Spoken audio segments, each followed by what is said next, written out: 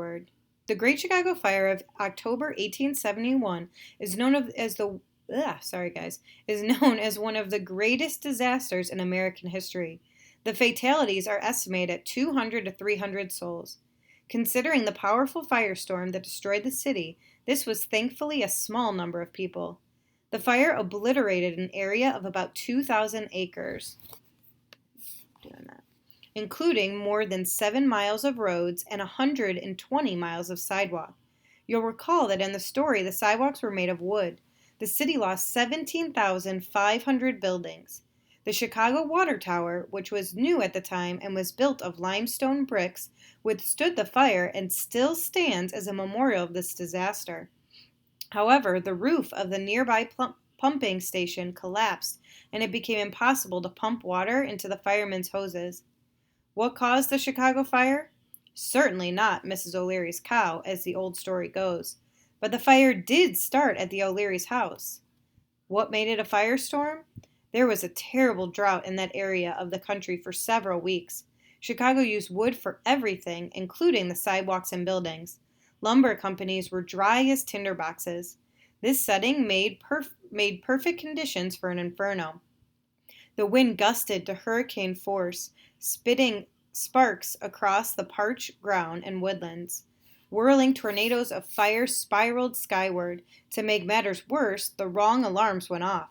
Horses and firemen were exhausted from fires that occurred the day before. Finally, when the fire destroyed the pumping station near the Chicago River, there was no way left to fight the fire. People ran to cemeteries and to Lincoln Park, where there were no buildings, for safety, just as Poppy and Justin did in my story. Did you know there were 3 other huge fires on and around the shores of Lake Michigan on October 8, 1871, the very same day as the Chicago Fire? The Peshtigo, Wisconsin Forest Fire, sometimes called the Forgotten Fire, which took place 250 miles north of Chicago, is considered the greatest forest fire disaster in our nation's history. It is estimated that between 800 and 2,500 people were killed. The same day, on the eastern side of Lake Michigan, the town of Holland went up in flames. About 100 miles north of Holland, the town of Manistee, Michigan, was badly destroyed by a fire that is now known as the Great Michigan Fire. To the east, on Lake Huron, yet another conflagration burst through Michigan's thumb, destroying Port Huron. One day later, on October 9th, the city of Urbana, Illinois, south of Chicago, was badly damaged by fire. On October 12th, a fire swept through Windsor, Ontario. Here's a fascinating theory of what might have caused all these fires in this area of the continent. Eyewitnesses of the Great Chicago Fire confirmed that they had seen shooting stars and believed the inferno might have been caused by a meteor shower. From their viewpoint, it is reasonable to surmise that burning meteorites may have sparked off fires on the tinder-dry areas. In 2004, engineer and physicist Robert Wood suggested, based upon the eyewitness accounts of balls of fire, spontaneous ignition without smoke, blue flames falling from the sky, and the fact that 4 fires had blazed around Lake Michigan on October 8, 1871, that the root cause could have been the methane gas found in comets. To add to this premise, Biela's comet was actually breaking up over the Midwest at that very time in October 1871. And now you know why Poppy got to see the shooting stars. Although my story is fiction, the historical facts concerning the fire are carefully researched and the story is woven around the history rather than vice versa. Here are some of the interesting true facts that are mentioned in this book.